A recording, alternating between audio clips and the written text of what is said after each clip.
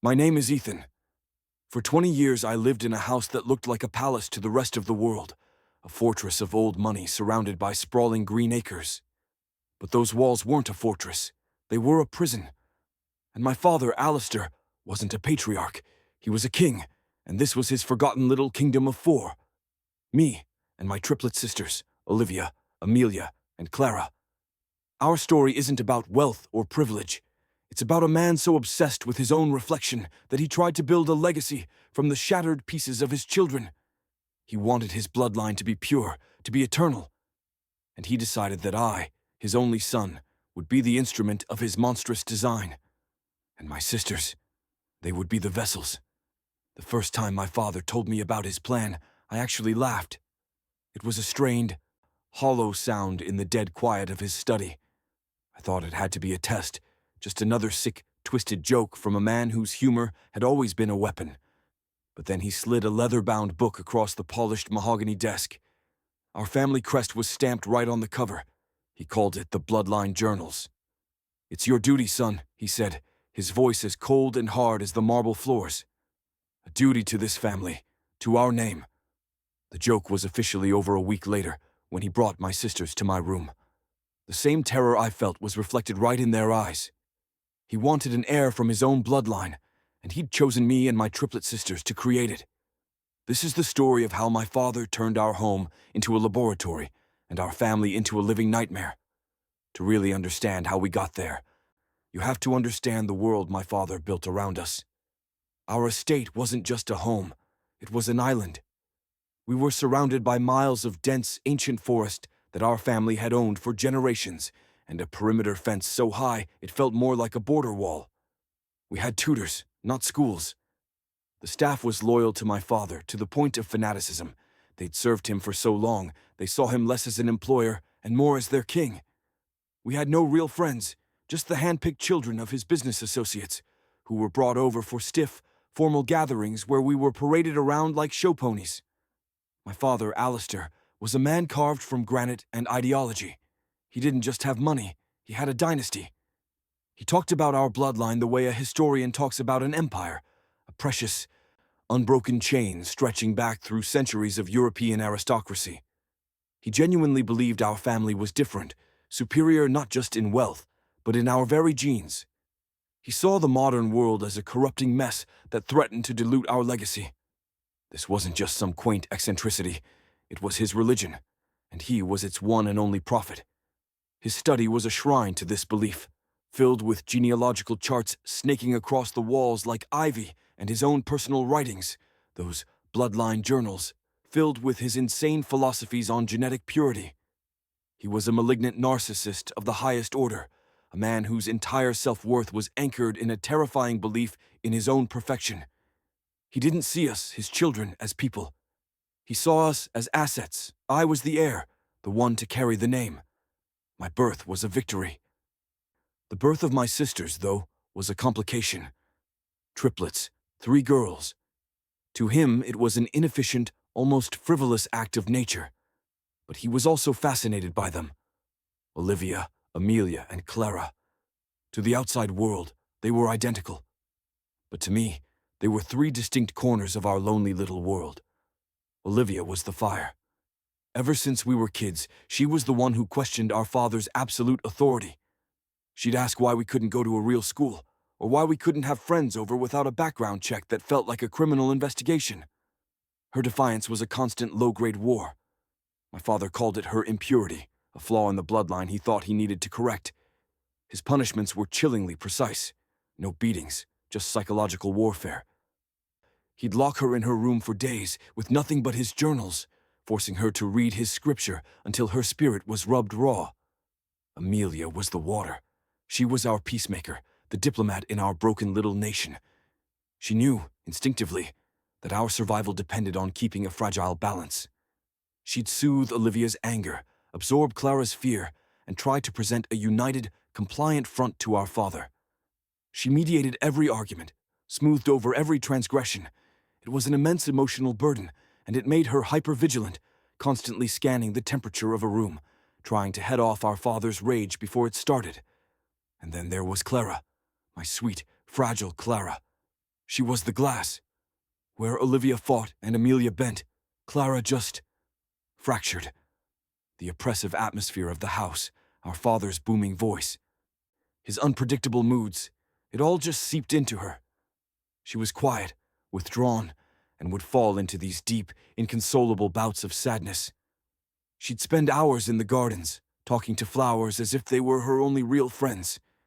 My father saw her fragility not as a result of his tyranny, but as a personal failing on her part, another genetic stain he felt he had to breed out of the next generation. And my role in this twisted family, it was the most complicated of all. As the son, I was the golden child, the designated successor. But it wasn't a position of favor. It was a position of function. He didn't love me. He curated me. He controlled what I ate, what I learned, what I thought. Every book I read was approved by him. Every conversation was a lesson. He was grooming me to become him, to carry on his obsession. And that created this strange, toxic bond. I hated him, but I was also the only one who, in his mind, could truly understand him. He saw my sisters as breeding stock. He saw me as the steward of his future. He never realized that by making me his confidant, he was also forging the weapon of his own destruction. I saw the full scope of his madness up close, and that knowledge just festered inside me like a poison. The announcement came on my 20th birthday. It wasn't a celebration. It felt more like a coronation. The long dining room table was set for 5, gleaming under the crystal chandelier. My father sat at the head, with my sisters and me arranged on either side like his royal court. The air was thick with the smell of roasted lamb, and a dread you could taste. Birthdays were always tense, just another marker of a year spent in that gilded cage. But this one felt different. There was a finality in my father's gaze, an air of triumph. After a silent, joyless meal, he dismissed the staff and led us to his study. That room was his sanctuary, the heart of his obsession. The genealogical charts on the walls seemed to pulse in the dim light. He stood before the fireplace, a titan in his own mind, and began his speech. For 20 years, he began, his voice echoing in the cavernous room, I have dedicated myself to the preservation of this family. Our line is a rare and precious thing, Ethan. It has weathered wars, plagues, and the slow decay of modern society. But it is now at its most vulnerable. He looked right at me, his eyes boring into mine. A family is only as strong as its next generation. An heir is not just a child. It is a statement, a continuation of a sacred promise. I remember glancing at my sisters. Olivia's jaw was clenched tight. Amelia was just staring at her hands, twisting a napkin into knots. Clara looked so small and lost in her plush armchair. She looked like she was trying to disappear. My father picked up the bloodline journal from his desk and opened it to a bookmarked page. The world outside these gates is weak. Their blood is thin, their values compromised. To introduce an outsider now would be to invite a sickness into this house. It would be the end of everything our ancestors built. He paused, letting his words hang in the air. My heart was pounding against my ribs. I knew, with a sickening certainty, this wasn't just another lecture. This was a decree. I have studied this for decades, he went on, his voice dropping to a conspiratorial whisper. The solution has been here all along, within our own walls. The blood is purest here. The genetics are perfect. We have the components for a flawless heir, an heir untouched by the world's corruption. He looked from me to my sisters, his gaze lingering on each of them. Ethan, you are the seed. Olivia, Amelia, Clara, you are the soil. It is a biological imperative, a sacred duty. Silence. A profound, suffocating silence that was louder than any scream. I felt the blood drain from my face. Like I said, I laughed. A short, sharp, disbelieving bark. That's insane, I choked out. That's a joke. His expression didn't flicker. No anger, no surprise. Just the calm, unblinking certainty of a true believer. It is not a joke, Ethan. It is destiny. It is the culmination of my life's work. You are my son. They are my daughters. Everything you are is because of me. Your bodies are not your own. They belong to the bloodline. You will do this. You will give me an heir, born of pure, unadulterated stock. The three of them will provide the best chance for a successful, strong male successor. Olivia shot to her feet. No, the word was like a gunshot in the quiet room. You're a monster. We won't do it. My father didn't even flinch. He just closed the journal. You mistake your will for your own, he said, his voice flat, empty of all emotion. Your defiance is a symptom of the very weakness I seek to eliminate. You have 1 year. Prepare yourselves. This is not a request. Then he turned and walked out, leaving the four of us in that suffocating room. The fire crackled, oblivious to the fact that our world had just ended. We were no longer his children. We were his project. We were breeding stock in his human experiment, and our home was the laboratory. That night, the gilded cage became a slaughterhouse in waiting. The year that followed was a slow descent into hell. The change was immediate, and it was absolute.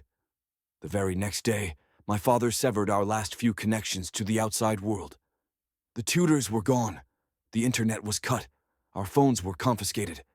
The staff, already complicit through years of loyalty and fear, became our jailers. Their polite smiles were now the masks of guards. He called it a period of purification, saying we needed to be isolated from the world's noise, to focus on our sacred duty. He began what he called our education. Every day, for 2 hours, we were summoned to his study, where he'd read to us from his bloodline journals. The entries were a horrifying mix of eugenics, twisted history, and his own narcissistic fantasies. He talked about our family as if we were a separate species that required radical measures to survive. He tried to frame his plan not as the monstrous act it was, but as a transcendent act of preservation, a sacrifice that would elevate us. He was gaslighting us on a grand scale, trying to build a new reality where his insanity was the norm. The psychological warfare was relentless, and it was targeted. He knew every one of our weaknesses. He'd praise my intellectual capacity to understand the great design, trying to make me a co-conspirator in his madness. He'd sit with me for hours, showing me the family ledgers, the deeds, the empire he'd built. This will all belong to your son, Ethan, he'd say. A king for a new age, but only if you are strong enough to create him. The message was clear.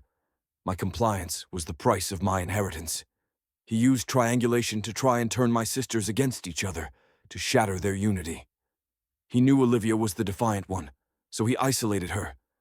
He'd lock her in the library for days, with only water and his journals, then tell Amelia and Clara that Olivia's selfishness was making things worse for everyone. If she would just accept her role, he'd say to Amelia, his voice dripping with false sympathy. This could all be so much more dignified. You understand that, don't you? He preyed on Clara's fear, describing in graphic detail the defects of children born to commoners. He convinced her that her own anxiety was a poison that only a pure air could cure, and that her participation was a way to cleanse herself. I'd find her weeping in the garden, muttering passages from the journals, her mind a tangled wreck of his ideology and her own terror. She started getting sick, chronic fatigue, headaches. She was becoming a ghost. Olivia's rebellion was our only beacon of hope, but it came at a terrible cost. About 6 months in, she tried to escape. She'd managed to pry a bar loose from a basement window and slipped out in the dead of night. She didn't make it past the perimeter fence. The silent alarms went off. They dragged her back to the house at 3 a.m., her clothes torn, her face bleeding. My father assembled all of us in the grand foyer. He didn't shout. He was terrifyingly calm. He looked at Olivia, limp between 2 guards, and then at the rest of us. This is what defiance brings, he said. Pain, failure, a child's tantrum against the inevitable. Her punishment was for all of us. For a week we were locked in our rooms, fed only bread and water. We could hear Olivia's sobs through the walls, but we couldn't go to her. He wanted us to blame her. For a while, it almost worked. The house was filled with a bitter, resentful silence. I tried to fight back in my own way. I argued with him, using logic, morality, reason. It was like throwing pebbles at a mountain. He'd listen with condescending patience, and then dismantle my arguments with his twisted philosophy. Your morality is a social construct, Ethan, he'd say. A fleeting trend. Our blood is eternal. The pressure was unbearable. I was being positioned as both victim and perpetrator. My father started scheduling sessions for me with my sisters, one by one. He'd bring one of them to my wing of the house and leave us alone for an hour to build familiarity. They weren't violent. They were hours of silent, suffocating torture. I'd sit on one side of the room, my sister on the other, neither of us able to even look at each other, just listening to the clock tick down to our doom. With Olivia, the silence was angry. With Amelia, it was sorrowful. With Clara, it was just empty. I felt myself starting to break. I was plagued by nightmares, by a constant gnawing guilt. I was supposed to be their protector. But in this world, I was being forged into their abuser. My father had turned our family into a cult, and he was its unassailable leader. He'd isolated us, indoctrinated us, and broken us down until his reality was the only one we knew. We were trapped, not just by fences and guards, but by the psychological walls he'd built in our own minds. There was no escape. The date he'd set was approaching, a black hole pulling us toward it. And I knew that when the time came, I would face an impossible choice: become a monster, or watch my father destroy us all for my refusal. Before I tell you what happened on that night, and how this nightmare finally reached its breaking point, I need you to understand how cornered we really were. The night my father chose was the winter solstice, the longest night of the year. He had a flair for the dramatic. In his mind, it was the perfect night to conquer the darkness by planting the seed of his new, perfect heir. The whole day felt like a funeral. The staff was sent away, leaving just the 5 of us in that cavernous house. He had a formal dinner prepared, same as my birthday. He wore a black suit and talked all through the meal about destiny and the dawn of a new era for our family. We ate in silence. The food had no taste. After dinner, he led us upstairs. Not to my room, but to a guest suite in the desolate West Wing. The room was huge and opulent, dominated by a massive 4-poster bed. The only light came from a fire roaring in the hearth. It looked like a stage set for a horror play. He brought my sisters in first. Olivia's face was a mask of cold fury. Amelia was trembling, her eyes wide with a terror so deep it seemed to have stolen her voice. Clara just looked dissociated, her gaze unfocused, like she wasn't really there anymore. My father lined them up in front of the fire. "Tonight," he said, his voice ringing with a terrifying fervor, "we correct the course of history. We secure our immortality." Then he left the room, locking the door from the outside. A heavy metallic click that sounded like a cell door slamming shut. A moment later, he was back. He pushed me into the room with them and locked the door again behind me. The 4 of us were trapped. He stood on the other side of the door, his silhouette framed by the light from the hall. "This is the crucible, Ethan," his voice came, muffled but clear. "Forge the future of this family. Do not disappoint me." And then he was gone. His footsteps faded down the hall, leaving us in the flickering firelight and a silence that was choking us. What happened next is a blur of trauma, fractured moments I've spent years trying to piece together. I looked at my sisters, my beautiful sisters who I'd played with in the gardens and kept secrets for, and I saw victims lined up for sacrifice. Olivia spoke first, her voice a low, vicious hiss. "If you touch us, Ethan, I will kill you. I swear to God, I will kill you, and then I will kill him." She was a cornered animal, ready to fight to the death. Amelia started to sob. "Please, Ethan," she whispered. "Don't. Please, let's just wait. He'll get tired. He'll let us out." Still trying to find a peaceful solution where none existed. Clara said nothing. She had curled into a ball on a lounge in the corner, her body just shaking. She was lost to us. The minutes stretched into an hour, then 2.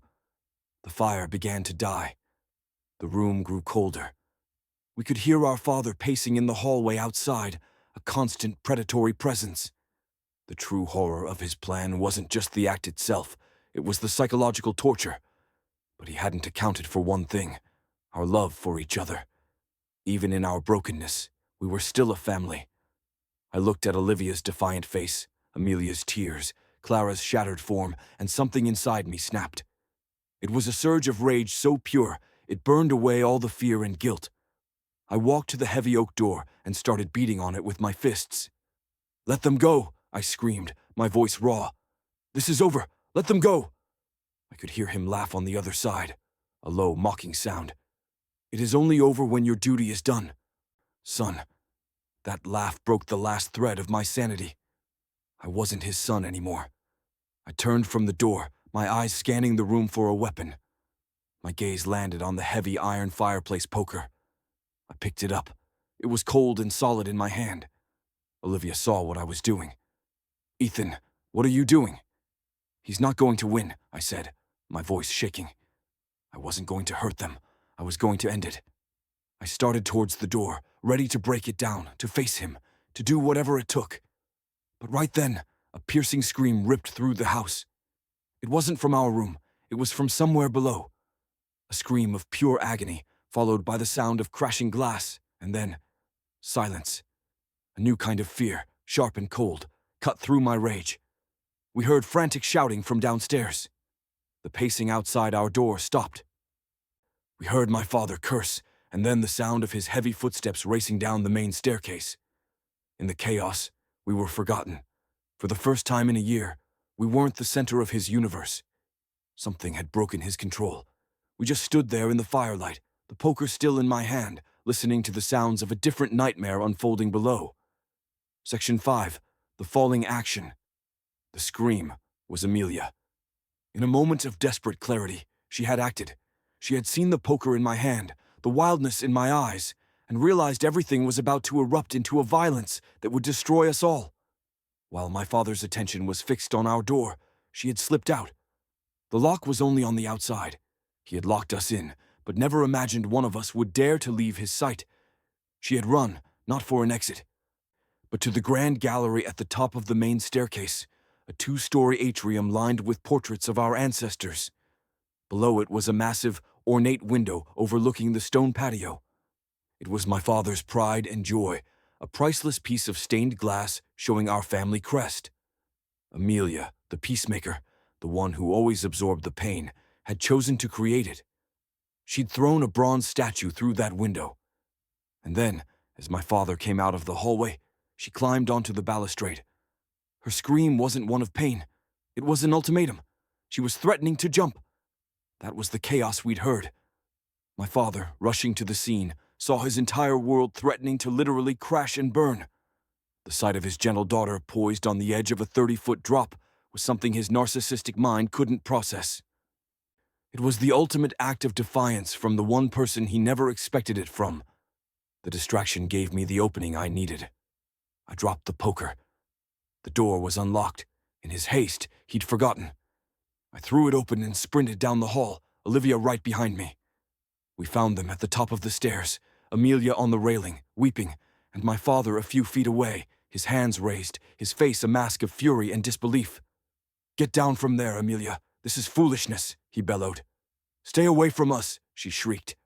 "Or I'll jump. I swear I will." Seeing me and Olivia appear seemed to shatter his composure completely. At that moment, I saw a flicker of something in his eyes I'd never seen before. Fear. Not for Amelia, but for himself. Fear of the scandal, the ruin, of his legacy dying with the splattered body of his daughter on the flagstones. And that's when the flashing blue and red lights washed through the broken window, painting the foyer in strobing colors. Clara. My silent, broken Clara had saved us. While the drama unfolded, she had slipped away unnoticed. She didn't run or scream. She walked calmly to my father's study, to the one phone line he kept active for his business. She picked it up and dialed the emergency number she'd been taught by a tutor years ago. She had said only 6 words. "My father is trying to kill us." The police burst through the front doors, weapons drawn. They saw the scene: a girl on a ledge, a priceless broken window, 2 more terrified teenagers, and a man in a suit whose face was a mask of pure rage. The illusion was shattered. The kingdom had fallen. My father didn't resist.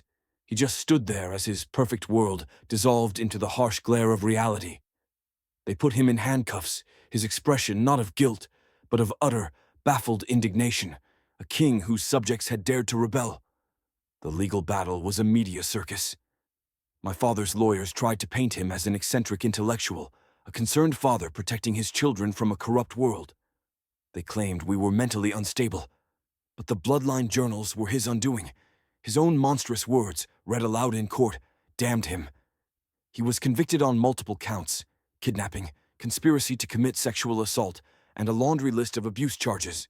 He got a sentence that ensures he will die in prison, a king finally confined to a cell he can't control. Leaving the estate was like being released from a deep-sea submersible. The world seemed too bright, too loud. For years, we struggled. We were all diagnosed with complex PTSD. Trust was a foreign language. How do you trust anyone when your own father, your creator, was your greatest monster? Olivia, the fighter, channeled her rage. She went to law school. Today, she's a fierce prosecutor specializing in cases of familial abuse. She fights for people who can't fight for themselves. Amelia, the peacemaker, had to learn to live with her own voice.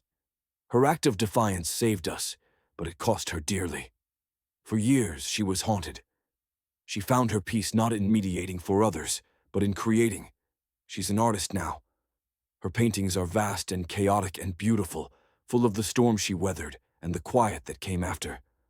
Clara, the fragile one who showed the most unexpected strength, found her calling in the earth. She studied botany and now works in conservation, rehabilitating damaged ecosystems. She spends her days bringing life back to barren places, a quiet, powerful metaphor for her own journey. And me, I carry the most complicated burden. My father made me both a victim and a potential accomplice. The guilt of what I might have done if Amelia hadn't acted. It's a ghost that walks with me. I drifted for a long time. I changed my name, traveled, tried to outrun my own history. But you can't. I finally found my footing in telling stories. I became a writer, using fiction to try and understand the monster who shared my blood. The four of us are closer than ever.